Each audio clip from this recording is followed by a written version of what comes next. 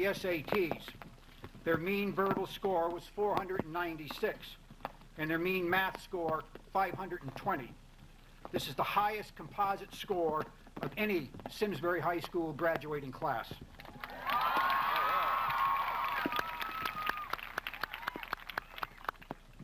In the National Merit Examinations, Simsbury had 28 semifinalists and 41 letters of commendation, the greatest number of semifinalists of any public high school in the state of Connecticut, and the third highest of any public high school in the United States.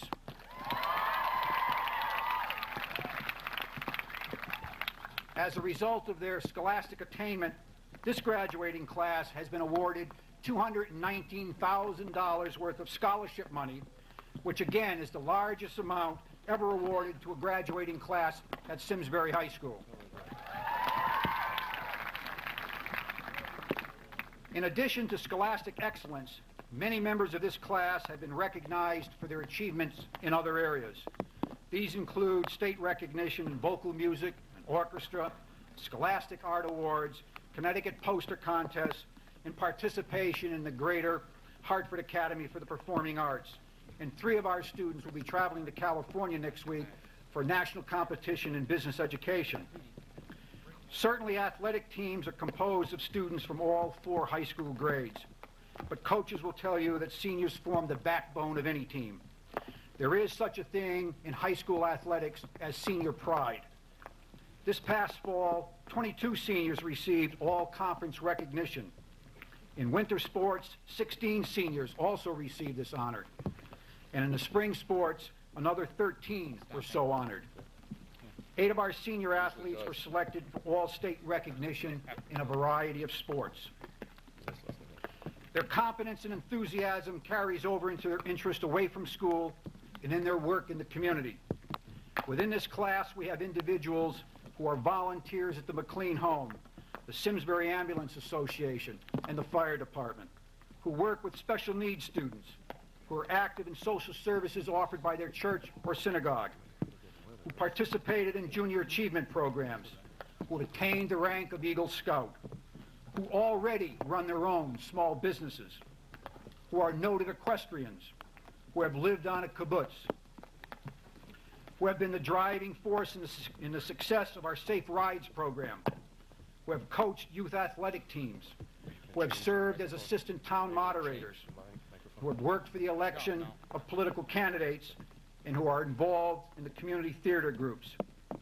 This senior class sponsored the best junior prom that members of the faculty can recall. With over 500 participants, they held the largest senior prom in school history and had the best attended senior outing. They received recognition for their school newspaper, and they have provided the school with an alternative newspaper.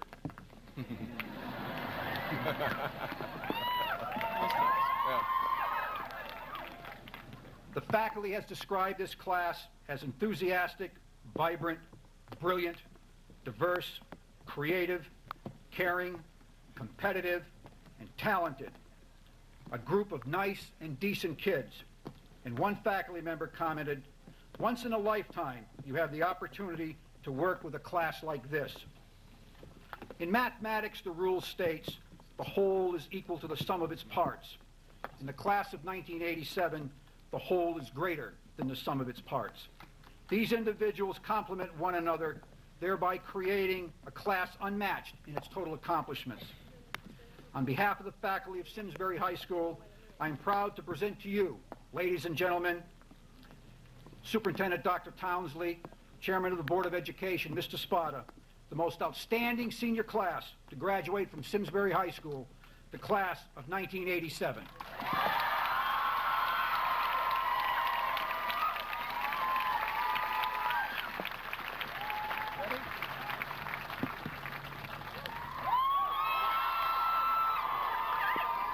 Okay, Matt, sit to rest. First row is ready.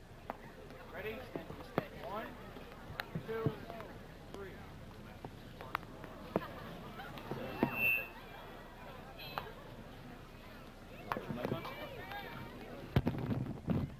Testing.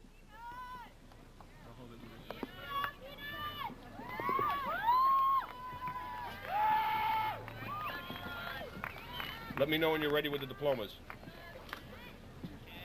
All set. All set. Hang on. Ladies and gentlemen, we ask you to withhold your applause and other expressions of support until all the graduates have received their diplomas. Thank you. First recipient, Douglas McDonald.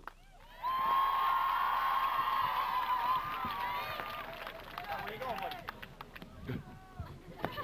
Leave him alone. Ross A. Mandel. Pamela A. Arnold.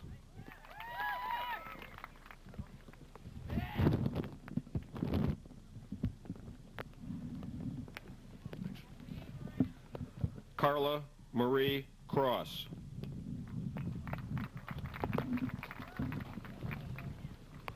Kimberly Ann DeVita.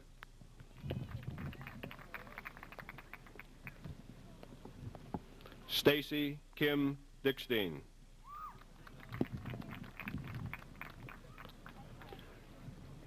Jennifer Rachel Geeter.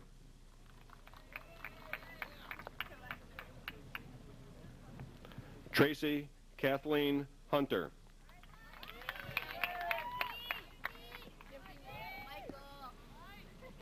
Kimberly Ann Marble.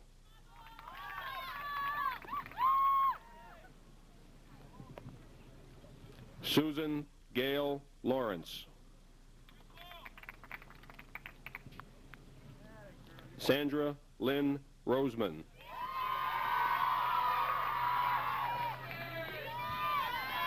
Heather Elizabeth Yaw.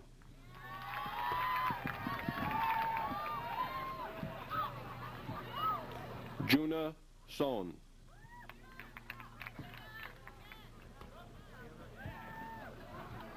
Amy L. Aaron.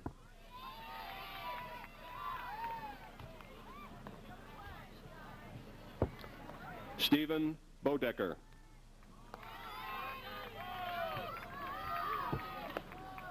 Kimberly L. Borger.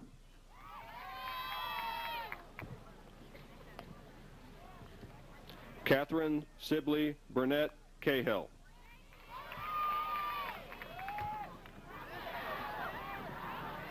Amy Claire Elizabeth Cook. Jennifer Mercedes Day.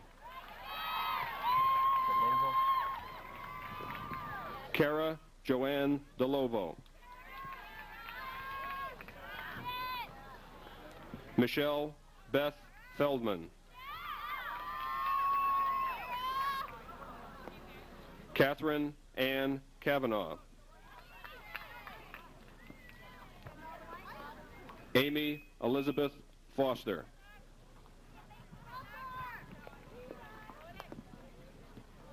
Elaine Woodford Jorgensen.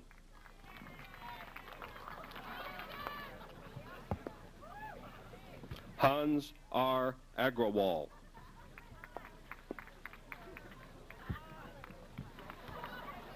Michelle Ann Gould.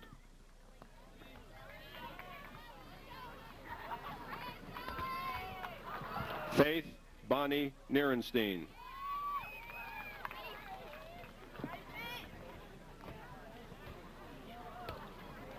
Stacy Elaine Papa.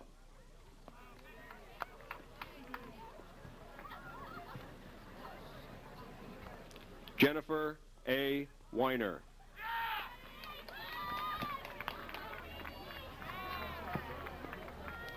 Nancy Lynn Lanza.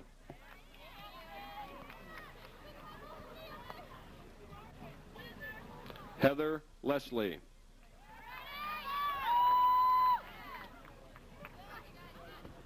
Joanna Claire Livingston. Michelle Lynn Leparco.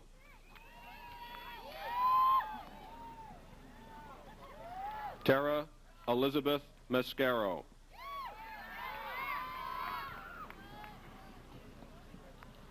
Roseanne Marie McFarland.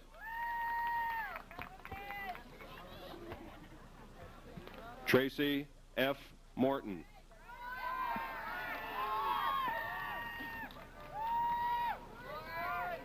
Natalie Alexandra Nardone.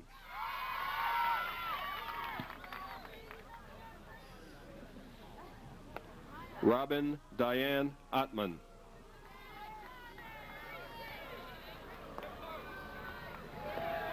Deborah Laurie Peterson.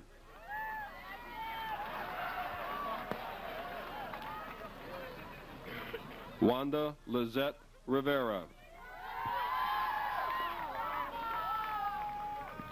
Elizabeth Catherine Ross.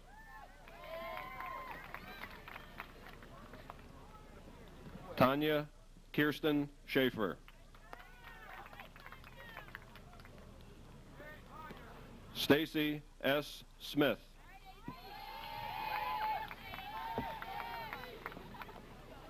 Anne Marie Sullivan.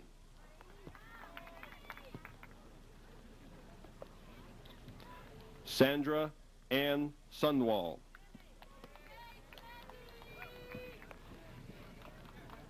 Anne Marie Veneziano.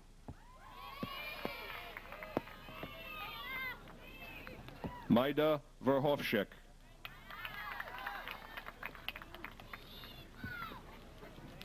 Katie Ann Walsh.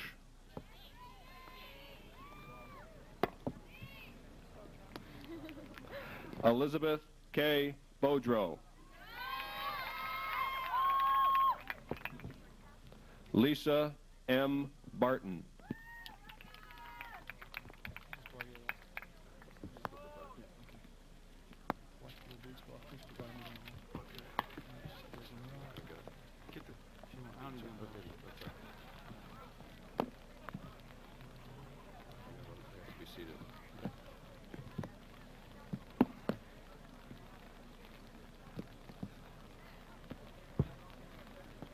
Matt. Matt. Matt. Ready? Ready? 1, 2, 3. Susan Marie Dominica Egizi. Jennifer Wynne Cole. Sharon Williams. Lisa Beth Gladstone. Jennifer Ann Galick. Lisa Ann Francine Kaplan. Christy Lee Miller. Marilyn Ann King. Jennifer Maureen Scotus. Lizette Rosado. Pamela A. French. Carrie L. Baresi. Randall S. Chesanik. Carrie L. August. Elena Beth Fishberg. Andrea Michelle Kuhn. Deborah Lynn Soji.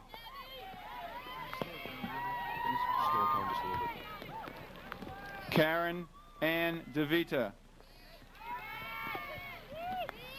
Lori Ann Dickinson.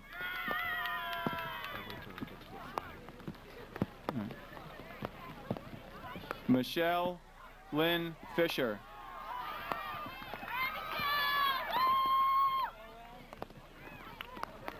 Wendy Ann Gallo.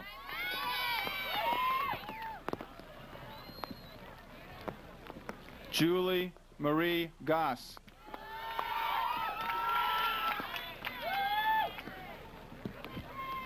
Amy Beth Hansman.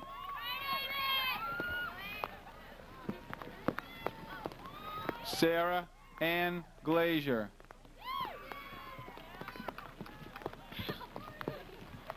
Laura J. Homoke.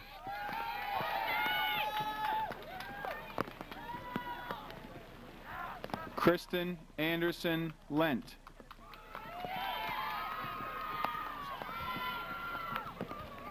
Matthew Paul Jameson. Ready for this? Kimberly Arbing Garrison Kinney. Militia Jane Kuja.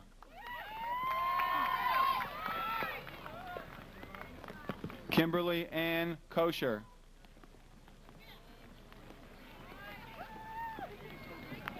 Kimberly Ann Hartwell. Maura Kathleen Long. Janet Asuncion Martinez. Barbara Ann McCahill. Jennifer Leah Menard.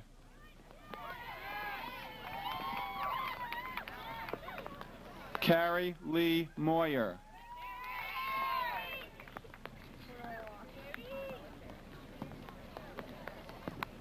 Melissa Ann Naziola.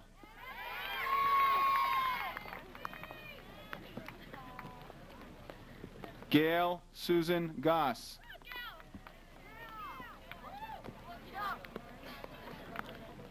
Jennifer Ann Peel.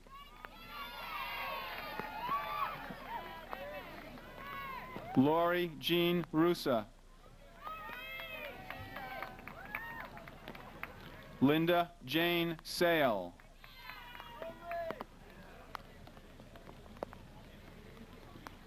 Kara Ann Shannon.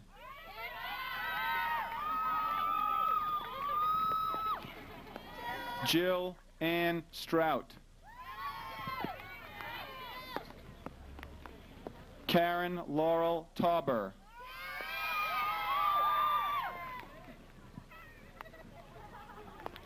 Deborah A. Theodore.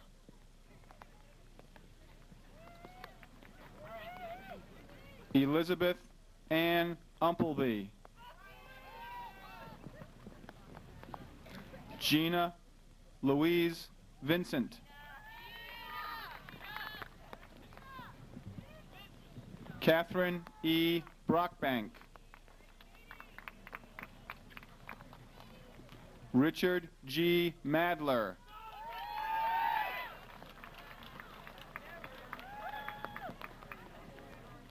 John A. Ackles.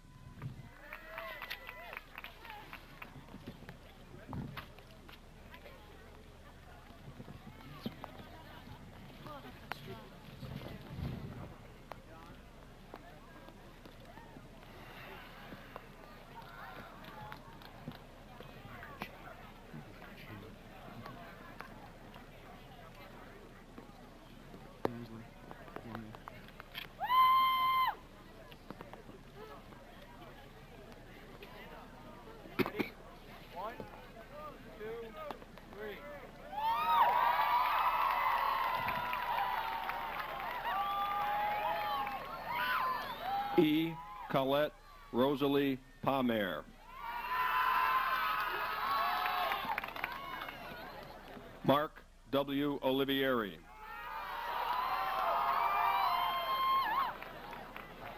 Kelly Collins O'Hara.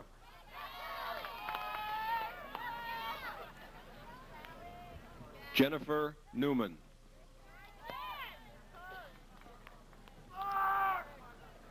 Sayumi Nakajima.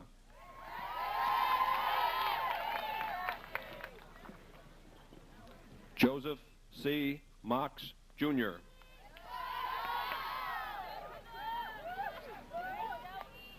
Melissa Lee Mosier.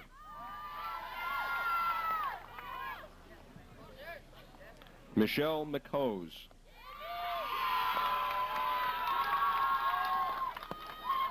Meredith Marie Metzger.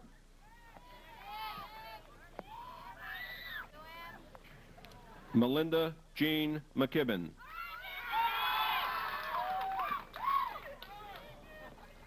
Megan Ann Marinan.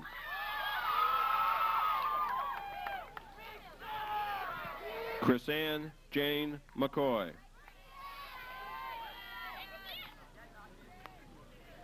Carlin John Lester.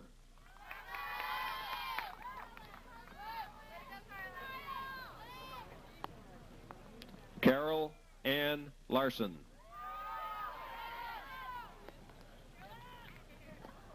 Sarah Judith Thornton. Penelope Ann Kokinis. Robert M. Carilla.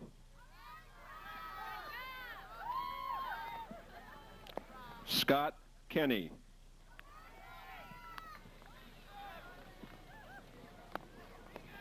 Sarah Christensen.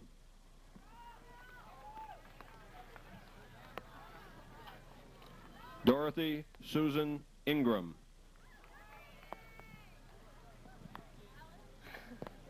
Amy Renee Humphrey.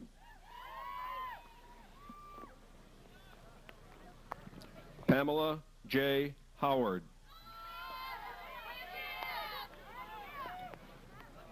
Helen Howes Hinckley. Kimberly Ann Hausman. Margaret LaRige Shaves. Corinne Marie Gutfrom.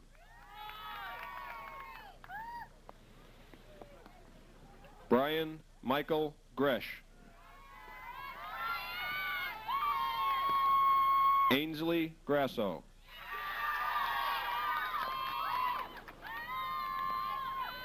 Brooke Michelle Fedorchuk.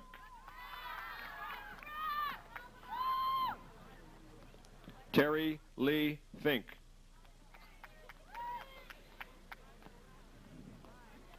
Stephanie Margaret Dupan.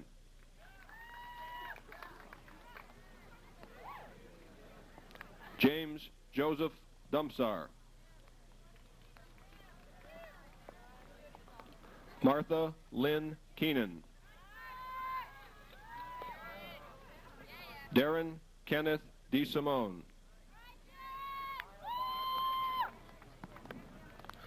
Tricia Ann DiMartino. Louise Jean D'Amato. Kristen Michelle Curry. Suzanne Elizabeth Cote.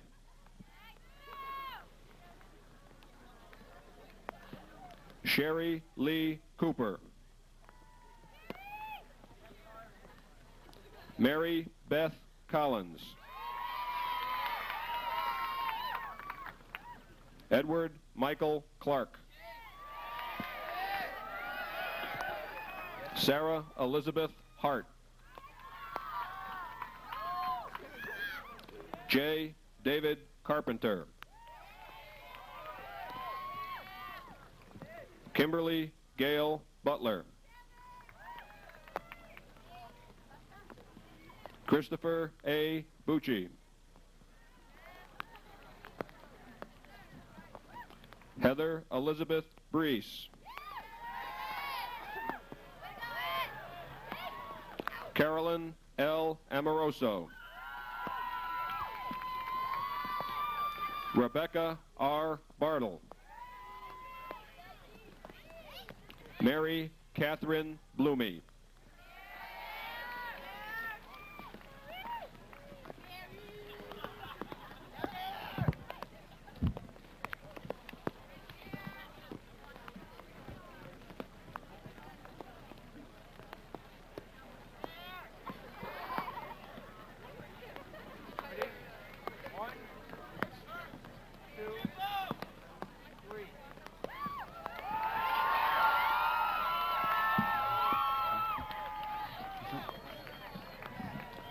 Therese Marie Papano. Katya Osterman. Vibeke Olesen. Lauren Elise Norton. Amy Beth Nelson.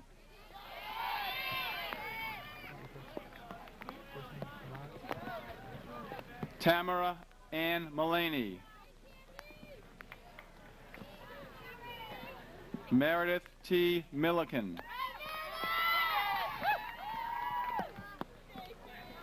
Brian H. Miller.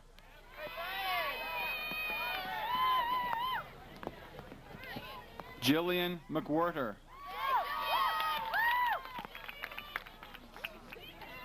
Elizabeth Ann Mercer. Kelly Lynn McGuire.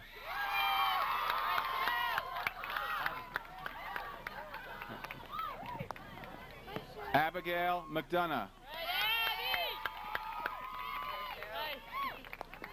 Cheryl Lynn McGinnis.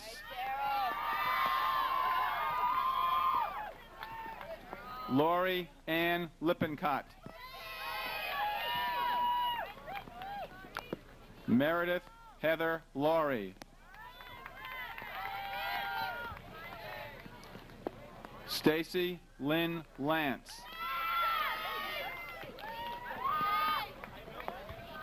Kevin James Lamb. Heidi Ellen Koenig.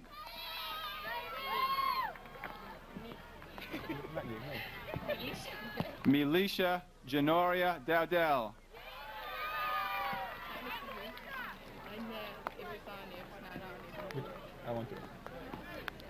Latanya Jones.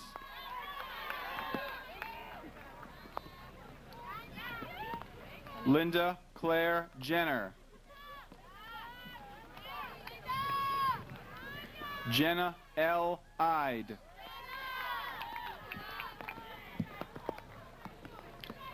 T. Daniel Hughes. Jill Marie Holland.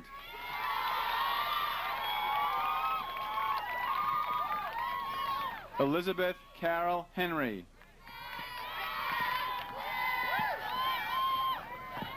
Anita Navarre Hatzian.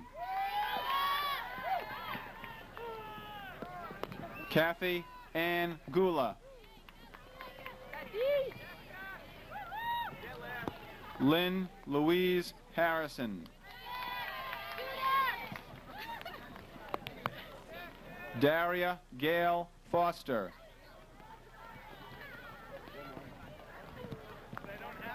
Jennifer Virginia Goebel.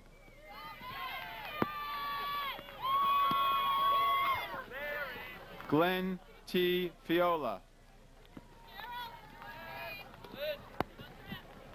Cheryl L. Bergeron. Lawrence Robert Farber.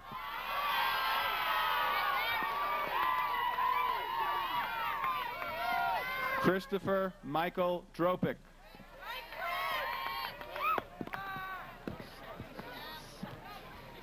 Nancy Diane Dietlin.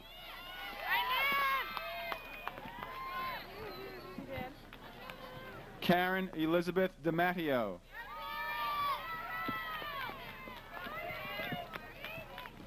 Kelly Denise Del Ponte.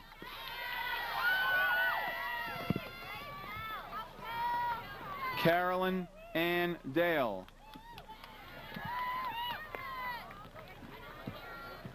Shelley Christine Cox. Diane Elizabeth Kosker.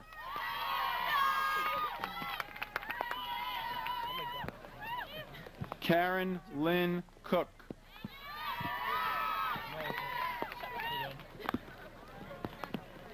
Jason Patrick Collins.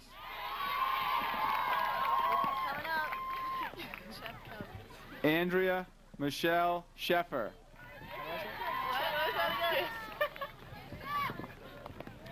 Anne Marie Chepkowskis.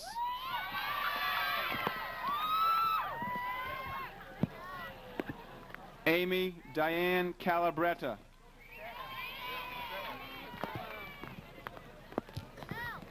Judith Ann Burke.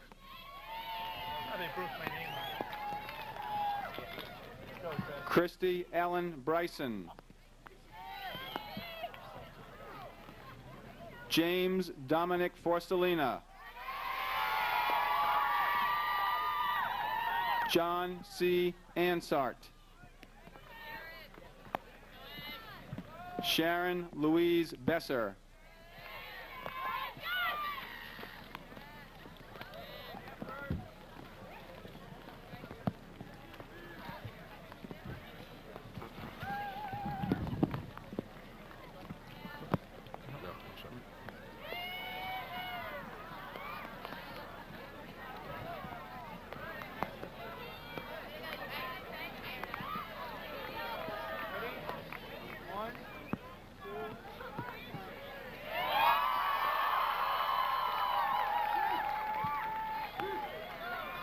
Laura Ann Pelger. John Thomas Perugini. Kathleen Mary Posdell. Jill Roseanne Royal. Laura R. Schenkman. Adam Daniel Schwartz. Amy Lee Simard. Scott D. Smith. Pamela L. Susi.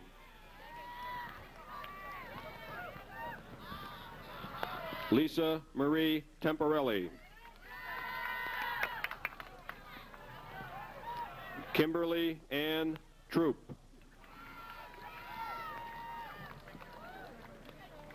Courtney K. Urban. Shanna L. Wadley. Kelly Ann Wellahan.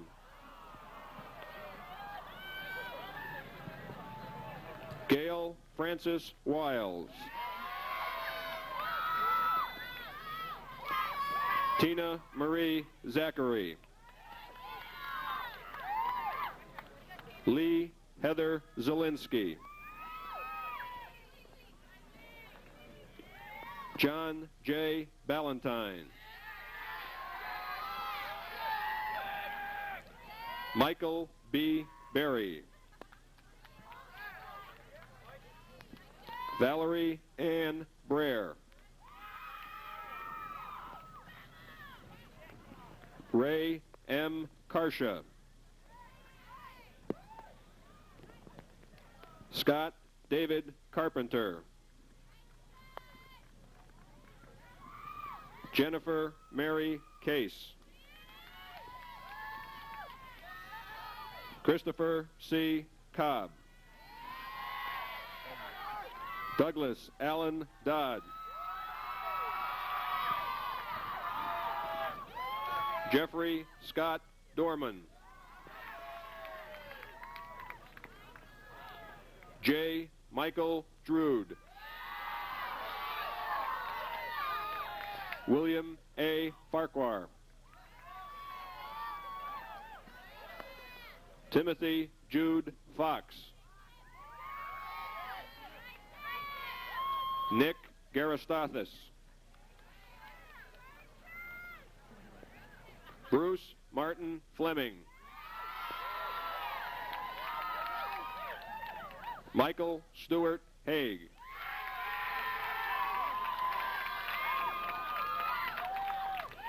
Kristen Lee Heidel. Matthew Scott Hirsch. Warren M. Hurt. Daniel Stanley Jorzak.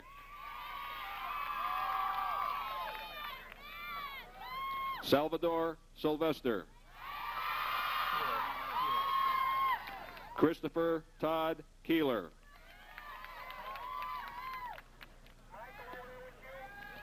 Joseph Walter Klimas.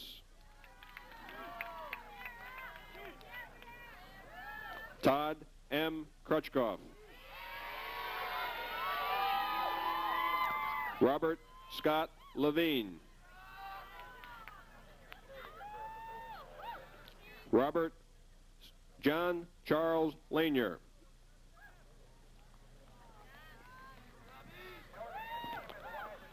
Kara Ann Lynch. Kevin I. Mahan.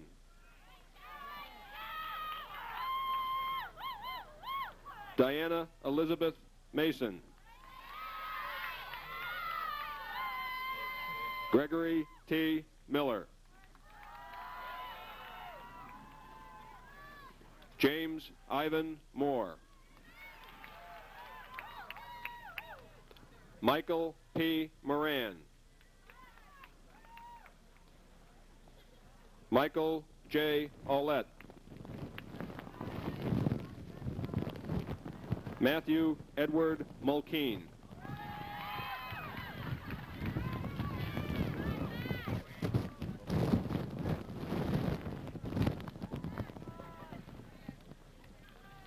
You can start taking the chairs down inside the gym now. We're not coming in.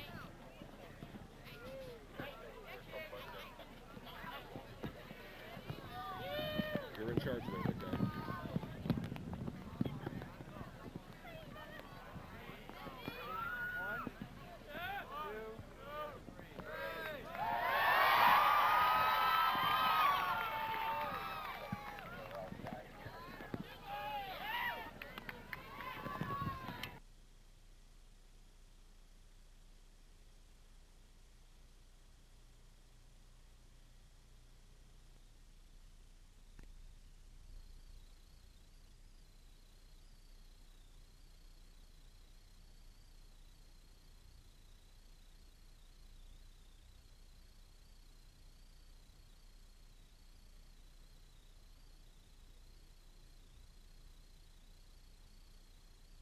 Tom J. Savisti.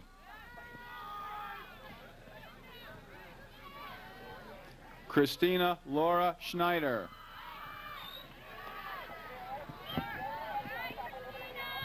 Laura Lynn Sherrard.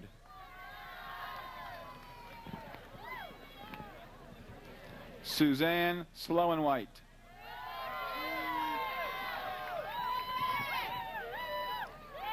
Marion J. Susi. John M. Strouth. Marcelo J. Torres.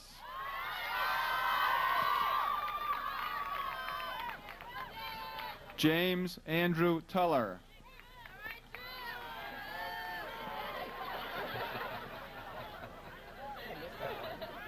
Mary Beth Vincent. Jennifer Susan Welch.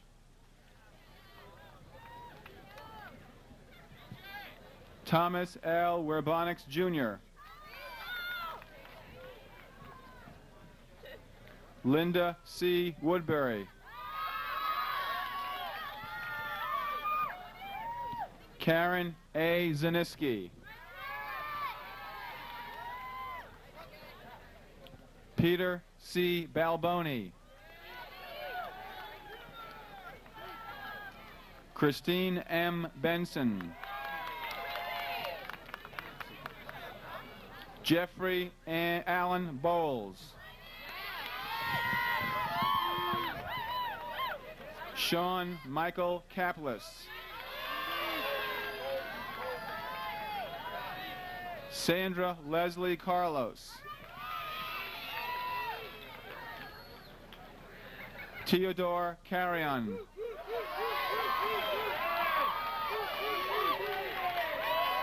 Andrew Hesser Clapham.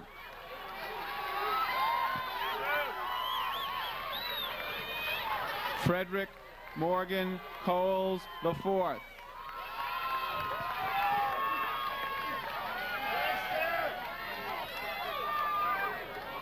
Brian Scott Davis.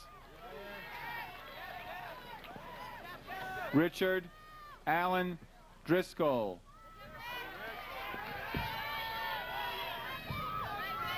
Thomas L. Earls.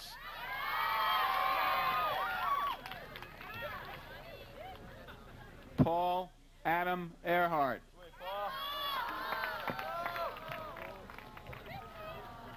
Mark Stephen Gorilli.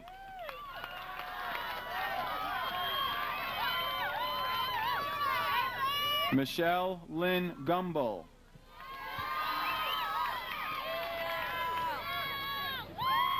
Christopher Stephen Haas. Timothy Thomas Hall. James Carter Hyatt.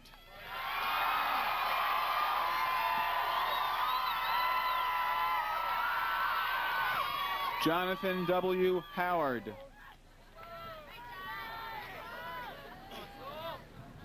Mark Stephen Jalker.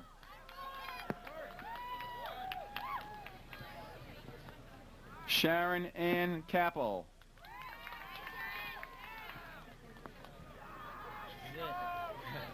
Timothy Gerald Kehoe.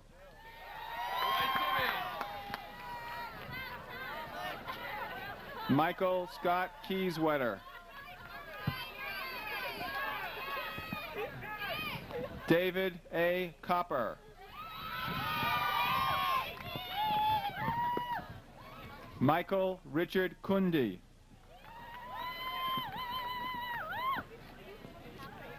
Adam Walker Layton.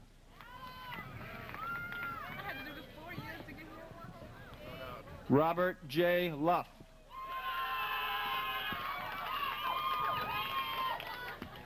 Joanna Elaine Murray Lyons.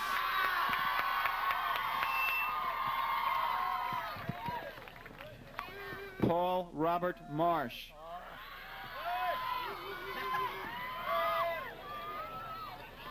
John A. McKay.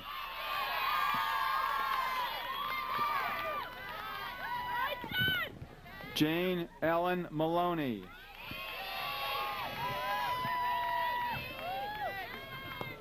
Jonathan H. Miller. Christina Ann Moore.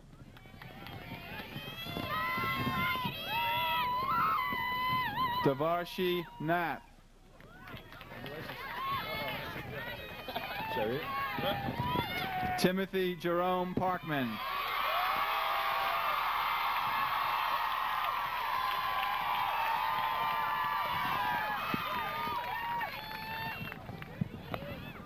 Change it already? Yeah.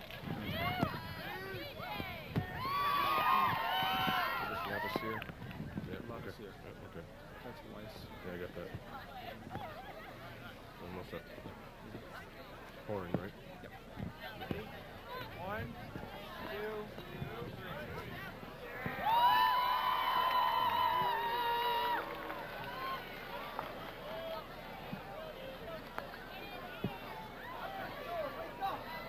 Scott Edwards. David Alexander Williams. John Greg Rumble.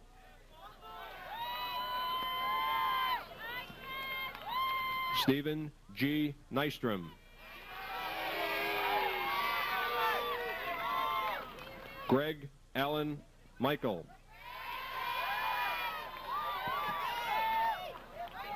Michael David McConnell. Raymond H. Long. Seth Robert Lavassier. David Godikson. Douglas C. Ferkel. H. Carl Dimlick III. Michael Kenneth Caldwell. Christopher E. Berry. Jason Brian Was. Michelle Louise Thorpe.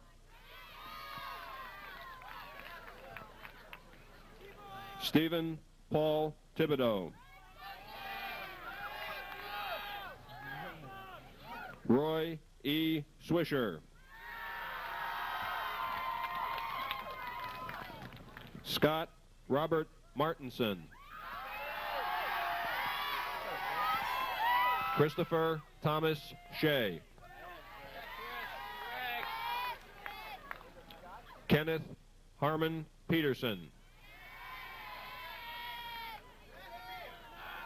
John Farrell McVeigh. Brian Peter Kesselman.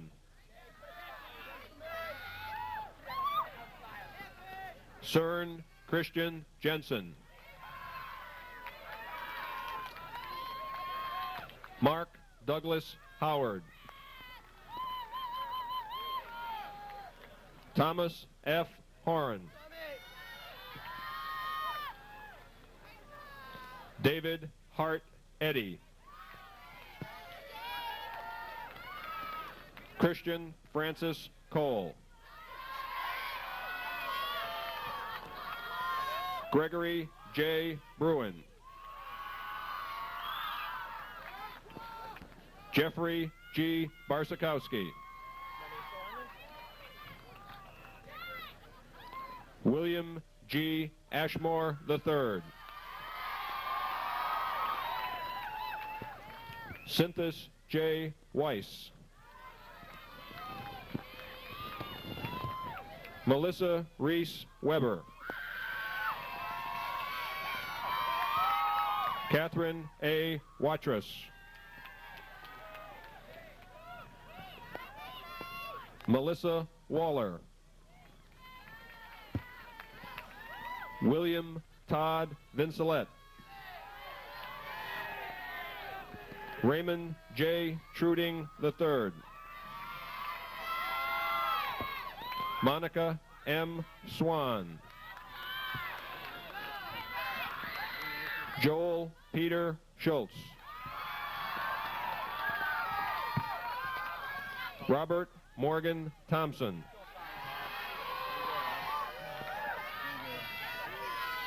Robert Chandler Stone. Timothy J. Smegel. Anthony Pereira III. Monica Ann Rinaldi. Susan Ann Sarakis. Peter Anthony Rose. Joseph Russell Palmore.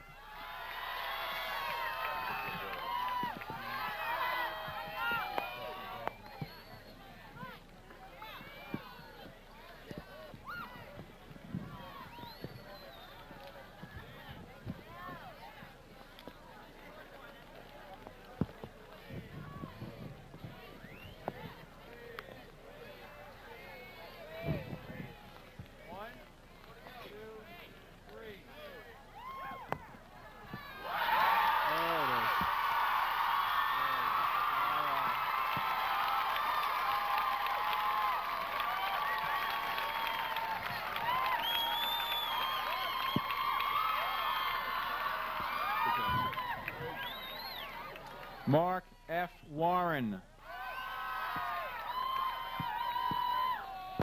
Peter Clark Kagi. Matthew Thomas Sandy. Randall Scott Protulis. Philip Jordan Miller.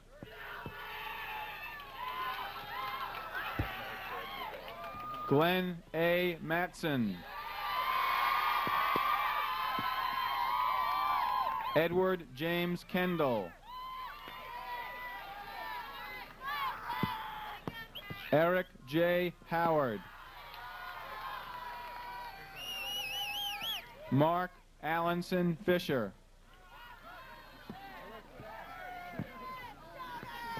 Kevin Doan.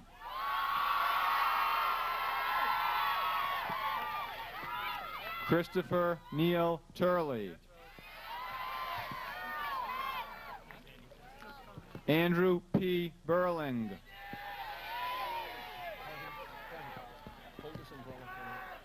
Michael G. Adams. Scott Sterling Pigeon.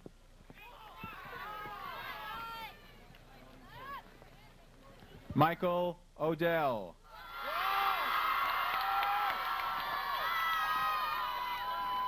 Scott Robert Taylor. Stephen Edward Simons.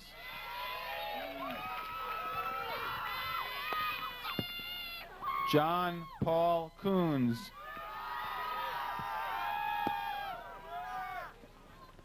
Kenneth G. Peters. Bruno Todd Longy.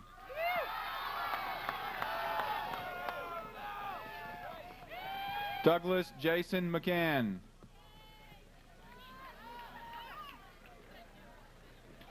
Mark Richard Jackson.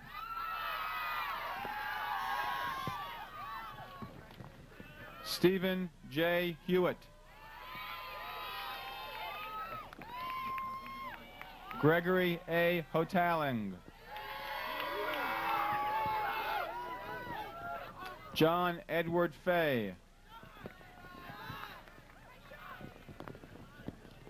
Timothy James Devereaux. Peter Grant Carey.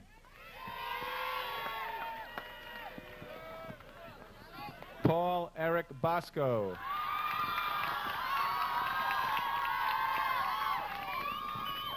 Paul J. Belfiore. Brendan P. McCarthy.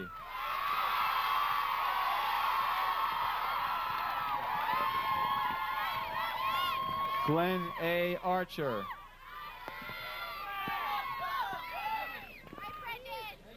Todd A. Warner.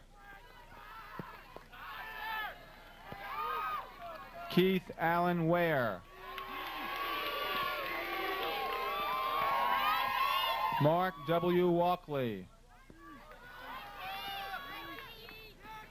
Peter Joseph Ongaro.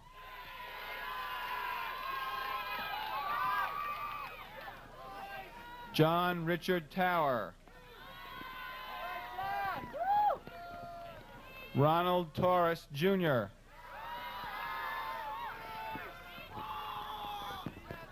Randall William Thompson. John H. Straka. Thomas Francis Stubbs. Patrick Wayne Anthony Sheehan. Robert Edward Reynolds. Christopher James Powers. Douglas Sean Perot. Sean Thomas Pendergast.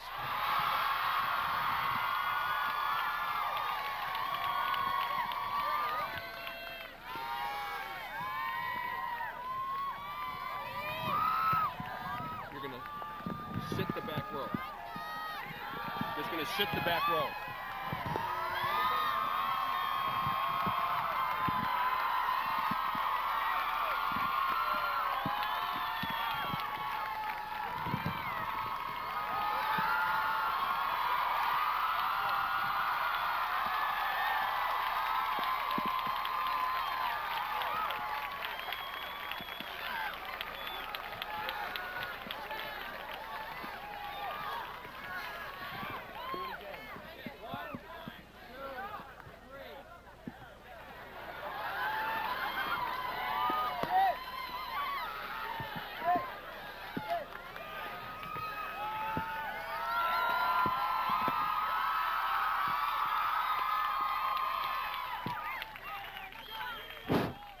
Congratulations, class.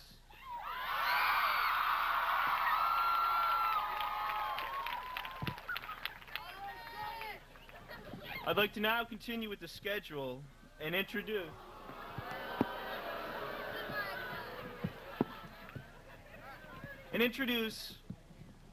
Sayumi Nakajima.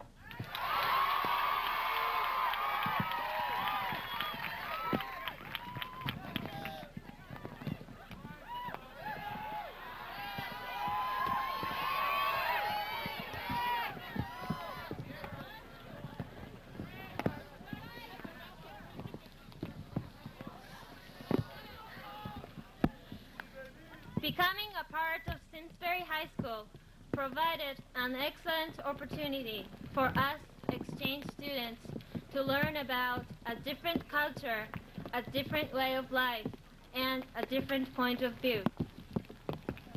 Even though we had willingly decided to come to spend a whole year in the United States by ourselves, it wasn't easy to adjust to another society.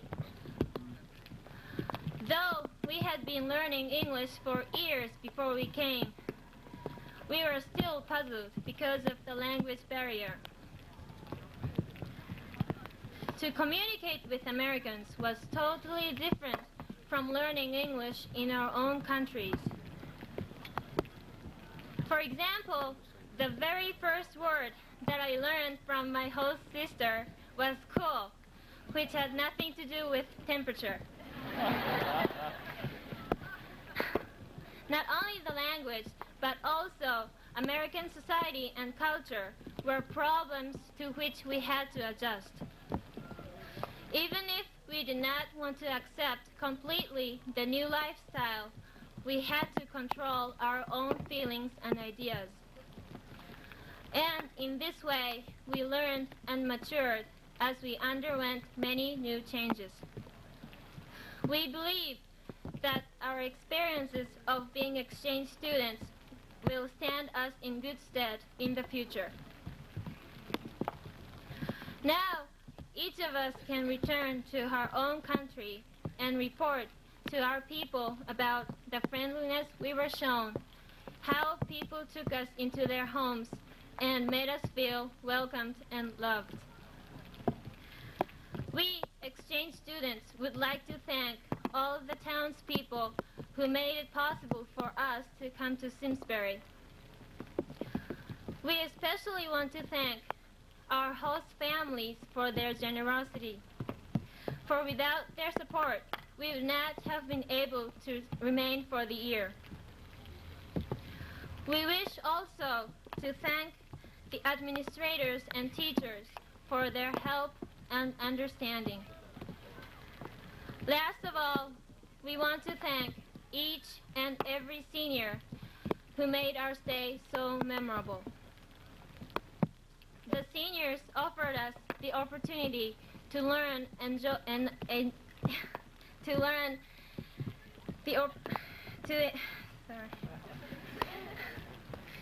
The seniors offered us the opportunity to learn and enjoy the American spirit, Spirit Week and homecoming, sports, which I personally enjoyed so much, the prom at the end, and now graduation.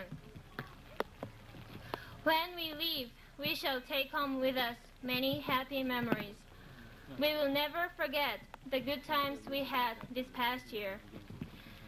And we hope that our being here will help to bring about greater understanding among peoples of the world.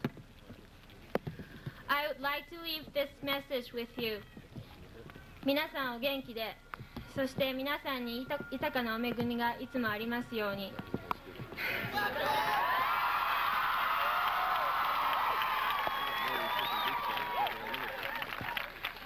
Meaning, enjoy good health, and may the blessings from God fall on you always. Thank you.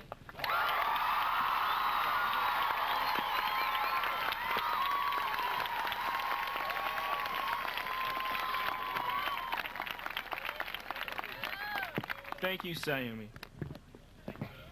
And I'd now like to present to you Stacy Papa, for her address.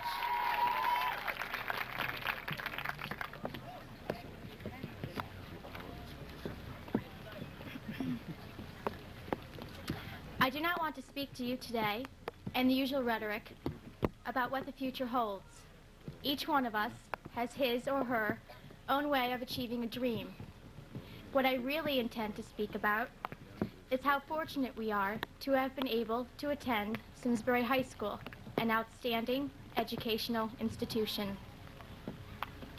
In addition, the gratitude we owe our parents is immeasurable, for without them, we would not have the opportunity to live in this town and receive the finest education possible.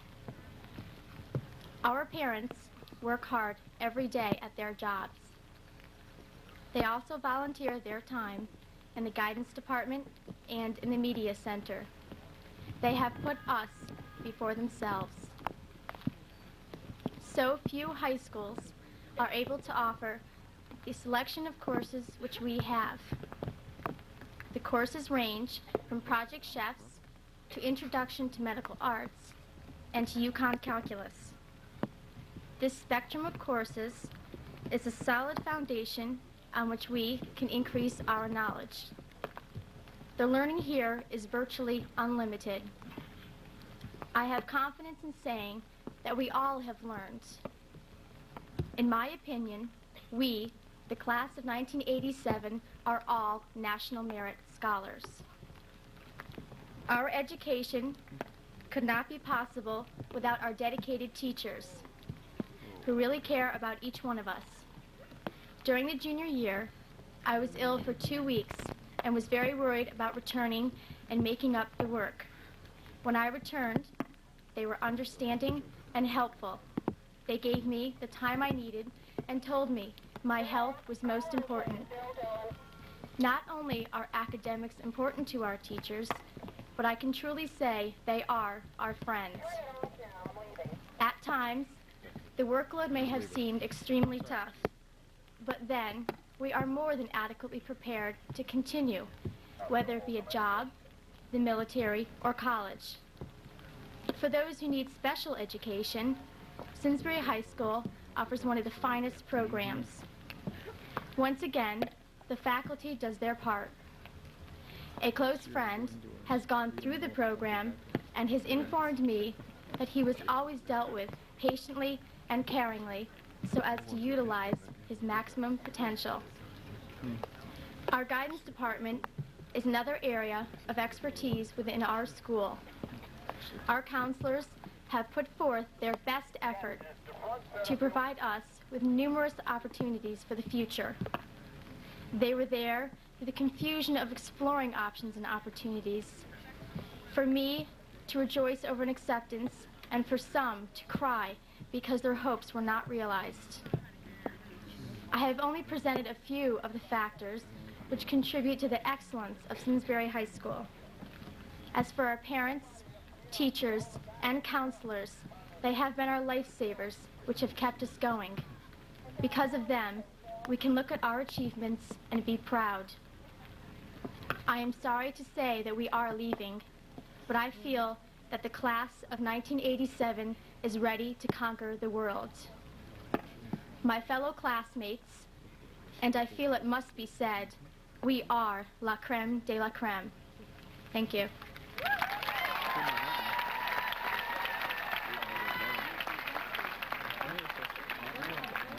Thank you, Stacy. And would you please welcome now Hans Agarwal with his address on personal dignity.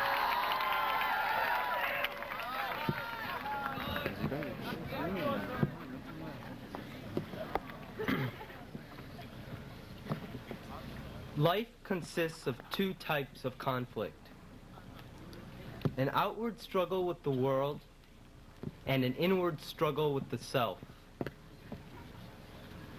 The highest, purest, and most elusive conclusion of this inward struggle is a sense of personal dignity. This philosophical analysis begs a definition of personal dignity. It is not a function of social class or wealth, yet those possessing an elevated rank or sizable income like to believe so. We must not mistake their distinctive airs, seemingly lofty ideals, or even ostentatious show of philanthropy for personal dignity. Many nouveau riches, for example, strive only for social prominence. Their only motivation is vanity, a desire for rank or title. They scurry from cocktail party to bridge get-together to golf match in a frantic attempt to establish contacts, making hypocritical conversation and hollow friendships. They often base relationships on opportunistic considerations. As a result, they feel no peace or honor within themselves. They are empty shells without substance. An impoverished wheat farmer, on the other hand, struggling merely for subsistence, feels a pride and honor within himself for continuing the tradition of his forefathers. He farms because he loves the land. It is an honest, simple relationship. He has no rank, no title, for these are trivial societal conventions. He bases his friendships on basic, genuine human emotion. Such an individual feels true personal dignity. It is not a function of education. A high school diploma, college degree, or doctorate does not imply any qualities except attainment of a certain level of knowledge. It is an admirable but neither sufficient nor necessary element in personal dignity. The ability to solve a differential equation, diagram the structure of Hamlet, or analyze the causes for the fall of the Roman Empire exhibits the facility to think rationally, clearly, and effectively. It exhibits, to an extent, intelligence. Yet implicitly, it exhibits nothing else. Finally, personal dignity is not a function of visible, ostensible, or tangible rewards or achievements. It cannot be displayed on paper or represented with medals or trophies. It is recognizable only as a glow in the face, confidence in the voice, and compassion in spirit. In thus defining personal dignity, I have emphasized what it is not. There is good reason. Each individual must define and discover his or her own special form of dignity.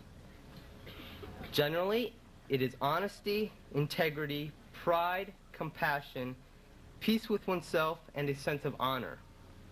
Yet, each person must shape and give color to these words. For the American playwright Arthur Miller, personal dignity is a willingness to challenge one's place in society, a willingness to reject fate, a willingness to question, and ultimately, a willingness to lay down one's life for an idea or principle. He creates a character of Willie Loman in the play Death of a Salesman. He is a broken man who fails to meet the goals, ambitions, and expectations he establishes for himself and for his children. In committing suicide, Willie achieves personal dignity in Miller's eyes. Ernest Hemingway exemplifies his concept of personal dignity in his Code Hero. This hero must possess a rugged masculinity and impregnable silence. He must refrain from any outward display of emotion and exhibit a grace under pressure. He should conduct his life by an unspoken, unwritten code of honor. Finally, he must be a virtuoso of some special art or skill, a talent which provides focus and meaning to life. Pedro Romero in The Sun Also Rises strives for beauty and perfection in bullfighting. Santiago in The Old Man and the Sea strives for triumph and expiation in fishing. These men are paragons of Hemingway's personal dignity. Perhaps William Wordsworth defines it best in saying, true dignity abides with him alone, who in the silent hour of inward thought can still suspect and still revere himself in lowliness of heart.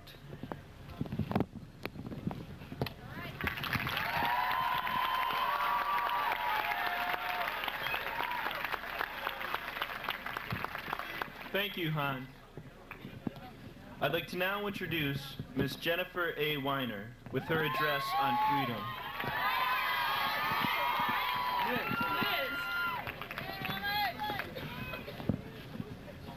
Freedom.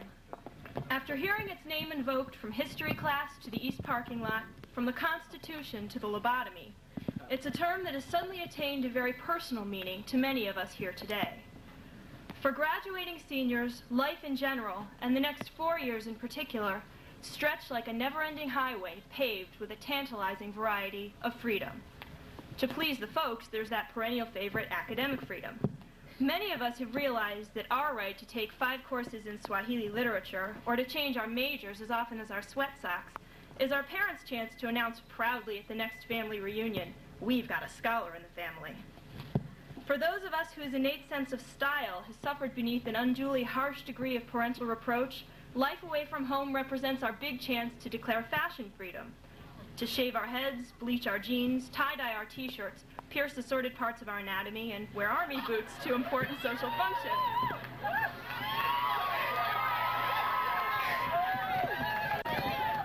Of course, each of us realize that such action may result in an unprecedented and total lack of any degree of parental reproach in the form of disownment. But none of our history teachers ever claimed that freedom's exercise was risk-free. And we only have to look as far as Gary Hart to prove the truth of that statement. Finally, for those of us whose main concern in college will be nutritional freedom, I come bearing the welcome report that it is entirely possible to graduate from many fully accredited 4-year institutions having, in 4 years' time, eaten things from only 2 of the 4 major food groups. Freedom has its undeniable benefits, but it has drawbacks as well. For instance, universities that offer a plethora of courses, foods, and fashion can produce graduates that are unique and well-rounded.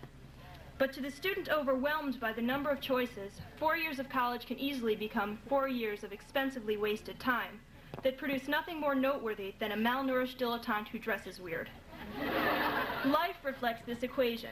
A society that guarantees its members the freedom to choose what they want to say and believe and how they want to spend their lives has produced many extraordinary individuals, including Harriet Beecher Stowe, Margaret Sanger, and Martin Luther King. But the dangers are always present. In college, as well as being free to eat and wear and learn about whatever you want, one is also free to skip homework and cut classes without ever hearing the dread phrase, when do you want to serve those 2 half hours? In life, one is free to exist without a social conscience. There is rarely someone who will issue detentions to those who cut proverbial classes by failing to vote or watch the news or contribute to charity. Thus, a society capable of producing a man of the stature of Abraham Lincoln must also claim responsibility for men like Ramar Sutton. For those unfortunates who have missed Sally, Jesse, Oprah, and the like for the past 2 months or so, Ramar Sutton is the 45-year-old author being hailed as a sign of the times or a man of the 80s.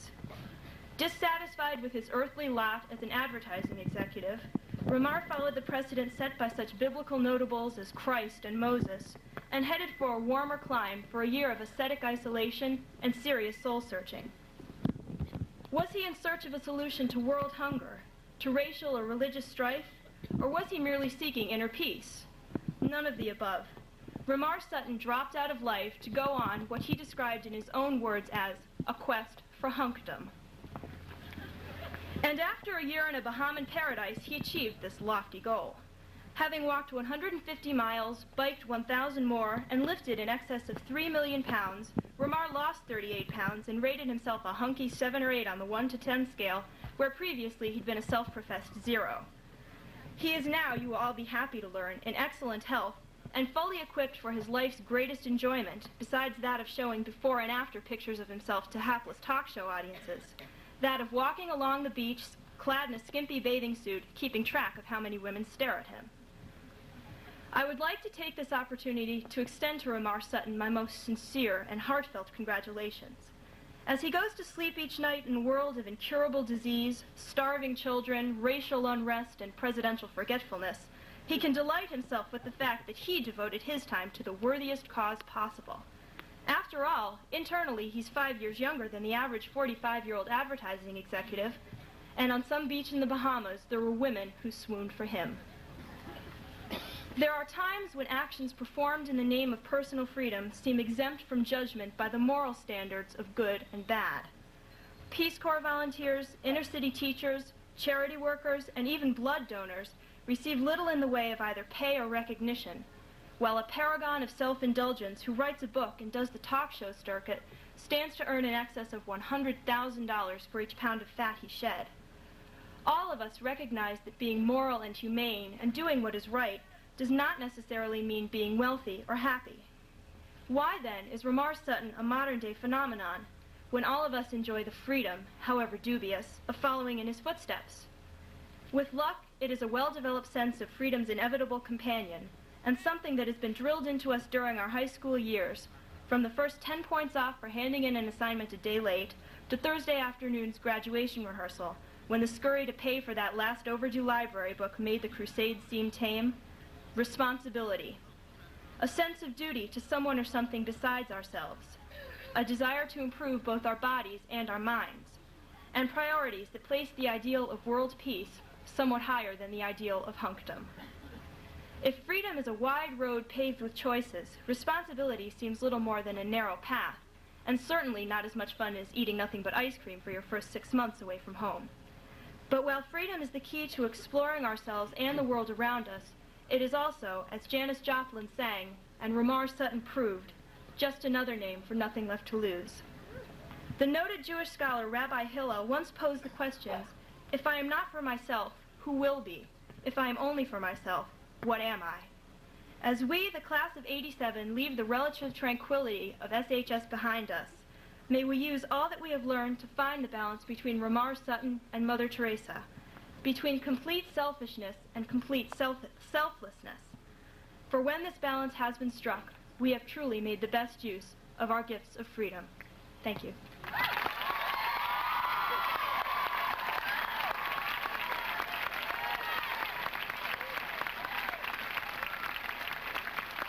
Thank you, Jennifer. And would you now please welcome Miss Elaine Jorgensen with her address.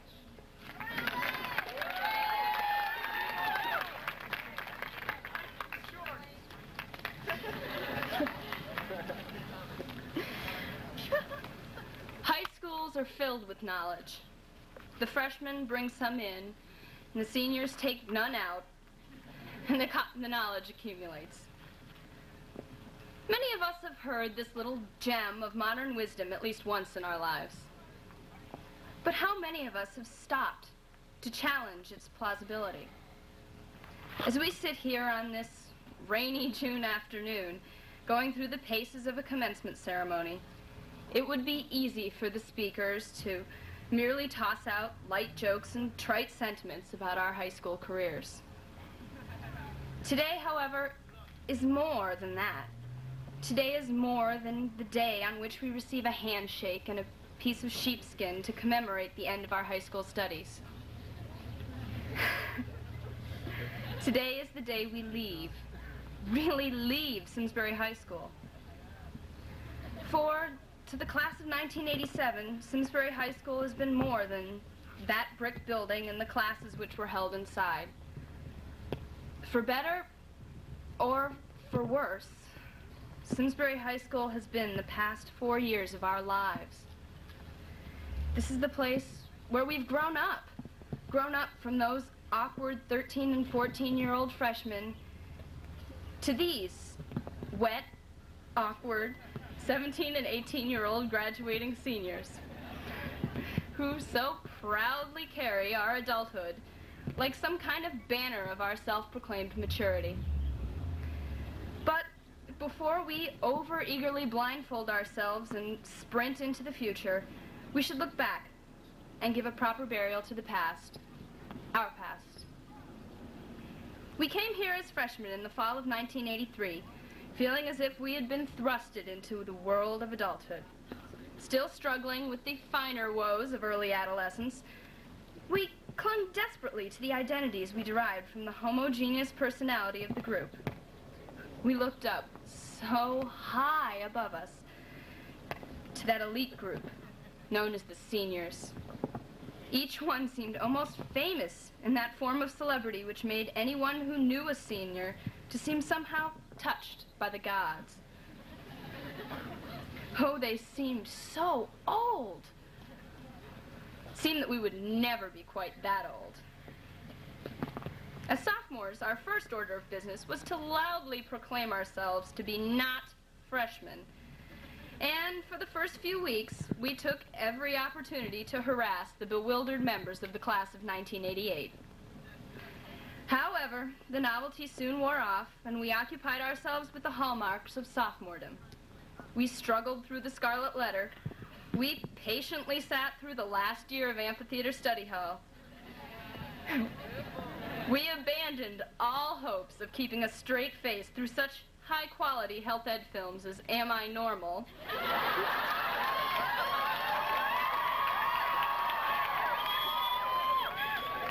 And we filled our last year of required gym with such strenuous courses as CPR, dance, and golf. Once proud of this sophomore status, the very next fall we scoffingly dismissed that idea and embraced the life of an upperclassman. Study halls were but a distant memory as we reveled in free periods. We delved into U.S. history and Macbeth, somehow missing the simplicity of our Scarlet Letter days. We began to think seriously about our post-high school plans, tailoring our curricula to our college or career plans. We sweated out the SATs and finally glimpsed from a distance that top of the totem pole spot known as senior year. We spent the first week of school this year loudly proclaiming that we were, indeed, and without a doubt, the seniors. By midwinter, however, we no longer deemed it necessary to ostentatiously drop such words as physics, college, prom, and graduation. We settled comfortably into our position as Simsbury High's most seasoned students. Many of us cast our former social inhibitions to the winds, honestly not caring anymore what anyone thought of us. How much longer would we be associating with these people anyway?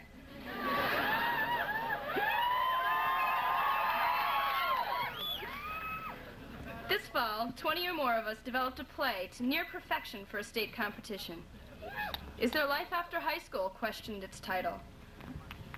At first, we found the play interesting. Was this how we'd look at ourselves 10 years from now? As the year ground to a close, we found ourselves echoing the play's simple title. Is there life after high school? And if so, will we find it? As we leave Simsbury High School, we mix this terror of looking forward with a certain baffled nostalgia in looking back. When we were freshmen, it never seemed we would be quite so old as the seniors. And, you know, it still seems that way. Will we ever be as old as those people seemed 3 years ago? I'm sure in the future we'll look back at ourselves as we are now, at the same age that once seemed so old, and ask ourselves if we were ever so young. And so, goodbye. Goodbye, classmates. Goodbye, SHS. And goodbye to all.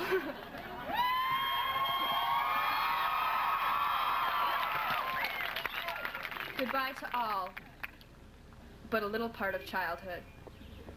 All shall be missed, but never forgotten. For everything we have learned in the first 18 years of our lives will determine the course of the rest of our years. They shall shape us in our adult ideals, and they will shape the lives and the values of our children. So, therefore, the reverse of that old adage is true. High school is, in fact, a miraculous place where little is brought in, but more is taken away, somehow still having more for year after year, class after class.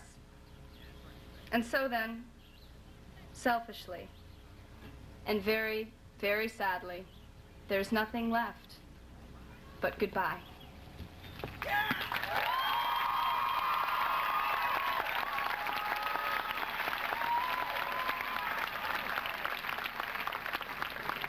Thank you, Elaine, Jennifer, Hans, Stacy, and Sayumi. Will you now please give a warm welcome to Margaret Shaves, who will present her rendition of Tomorrow's Yesterdays.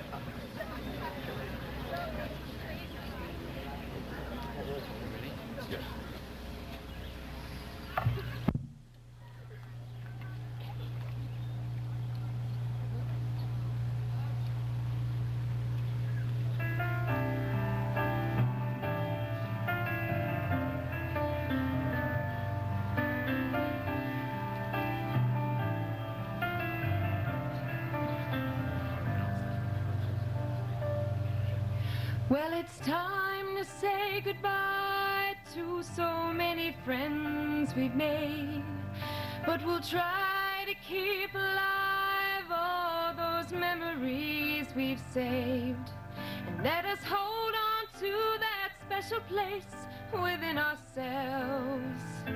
Let us not forget the special times we've had.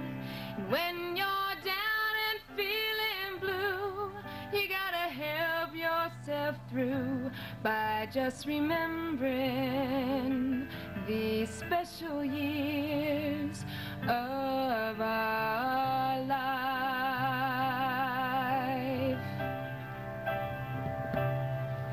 Though it seems as if forever till we will meet again, there's a chance that in our future we'll still be best of friends. So as you take that step ahead into the shining light, you'll find a brand new life that's waiting there for you. And when you reach the stars, you'll find that the life you left behind was only memories, memories.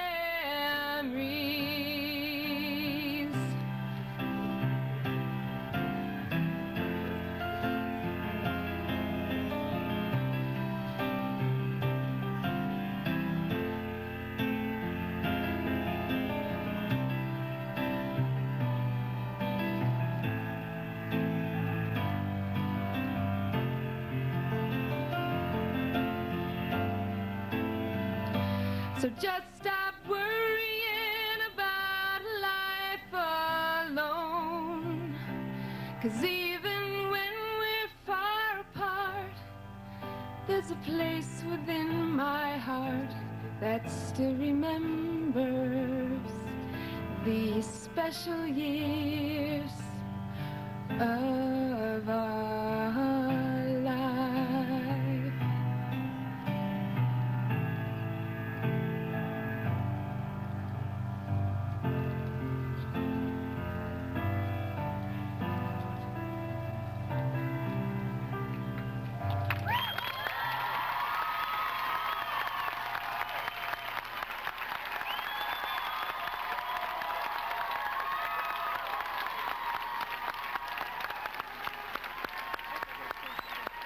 Leave them standing.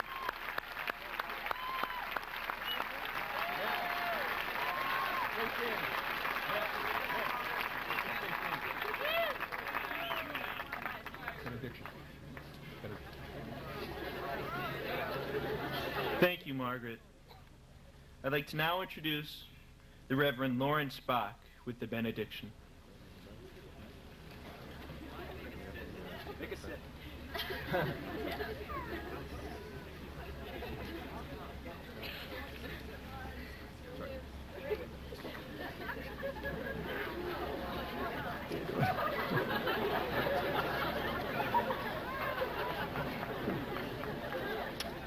Okay. Let us pray. Heavenly Father, we recommend to you the graduates of this class, thanking you for the favors of knowledge, health, and goodness which you have bestowed upon them abundantly. Let them ever be aware of their lifelong obligation of responding to your love and witnessing to their belief in you by accomplishing their daily actions and responsibilities to the very best of their ability. Is this not the overall goal of their education? In so doing, they best serve you, their families, this nation, and mankind. Bless their parents and teachers whose lofty vocation of imparting love and knowledge is no less than the continuation of your work of creation, a cooperation with you in bringing all things to their perfect end. They have striven to do this with the highest ideals and greatest personal interest. Now, Father, as they leave this school, destined for different directions with varied goals, be with the students always, helping them to mature in your sight and in goodness and holiness in the true sense of that word. We would be remiss to end this graduation without a plea for peace, Father. For if education does anything, it makes us aware of our highest calling and dignity. May these graduates and their generation be peacemakers, fostering true peace, not that which is a withdrawal from life and reality, but peace which is creative and demands all our energies and talents. And may these graduates be alert and courageous in seeking it out, and wise and generous in bringing it to all. And finally, Lord, may all of us present here, celebrating their graduation with them, attain that peace which you alone can give.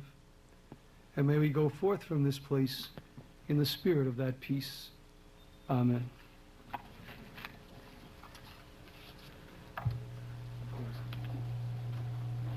Thank you, Reverend.